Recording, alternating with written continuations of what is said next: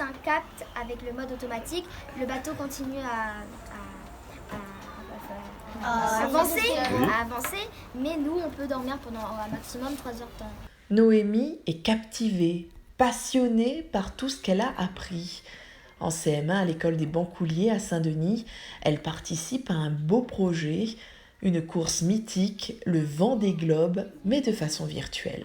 On leur a attribué un bateau et ensuite, virtuellement, elles vont concourir entre les milliers de classes qui sont engagées sur cette manifestation. Et puis, il y a les classes spécifiquement UCEP, il y en a 360 classes qui se sont engagées, que ce soit en métropole ou à La Réunion. Et les enfants, tous les jours, font avancer leur bateau en fonction des informations qu'ils ont sur le vent, la marée, la situation, etc.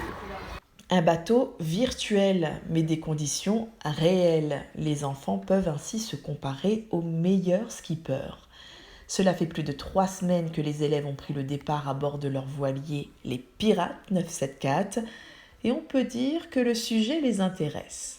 Ils ont un désalinisateur qu'ils utilisent. En fait, ils prennent l'eau de mer et ça va tout de suite enlever l'eau pour devenir de l'eau douce.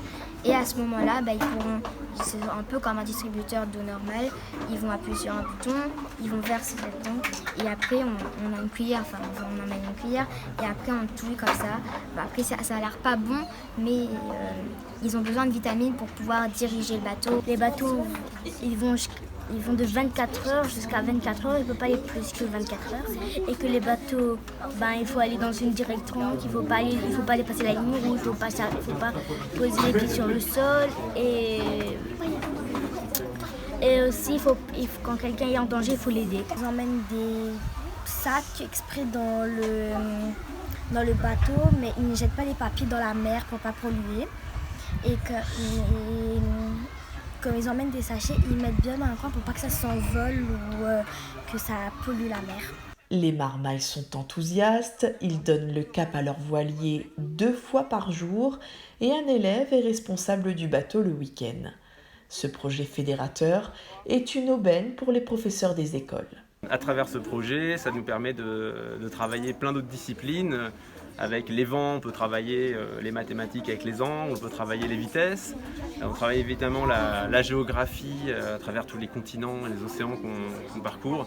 Et puis une éducation à l'environnement aussi à travers toutes les problématiques que peuvent rencontrer les skippers tout au long de leur course. Il y a aussi toute la dimension protection de l'environnement, direction d'entraide des uns et des autres, des dimensions associatives qui sont portées par l'UCEP et que je trouve intéressant à présenter à l'ensemble des personnels pour leur montrer qu'il y a des projets aussi auxquels on ne pense pas toujours, parce que suivre un bateau au Vendée Globe, ce n'est pas le projet auquel on pense immédiatement.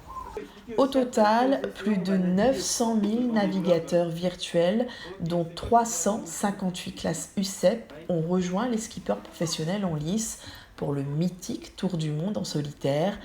À La Réunion, 5 classes y participent.